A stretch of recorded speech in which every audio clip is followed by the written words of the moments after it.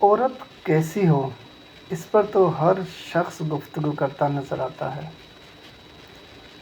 مگر کبھی سوچا کہ مرد کیسا ہونا چاہیے؟ مرد وہ ہے جو رسول اللہ صلی اللہ علیہ وآلہ وسلم کی وصیت کو سامنے رکھتے ہوئے عورت کے بارے میں ہمیشہ اللہ سے ڈرتا رہے، جو فرمان رسول کریم صلی اللہ علیہ وآلہ وسلم نے عورت کے متعلق فرمایا کہ عورت کو ٹیڑھی پسلی کی طرح سمجھیں اور اس پہ بے جا سختی نہ کریں، جو عورت کی بڑی بڑی خوبیوں سے فائدہ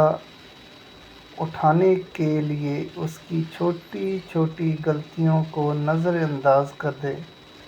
اس کی چھوٹی چھوٹی کمزوریوں کو نظر انداز کر دے، اگر اس سے کوئی کوتاہی ہوئی ہو، کوئی چھوٹی سی معمولی سی، تو اس سے نظر انداز کر دے، جو ڈکٹیٹر کی بجائے محافظ اور جیون ساتھی بن کر زندگی گزارے، جو روٹی کپڑا اور رہائش دے کر احسان نہ جتلائے۔ آج کل کے لوگ چھوٹی چھوٹی چیزیں دے کر اور بڑا احسان جتلاتے ہیں کہ میں نے تیرے لیے یہ کیا، ہم نے تیرے لیے یہ کیا، اس سے پرہیز کرو، بلکہ مشکوک نظر آئے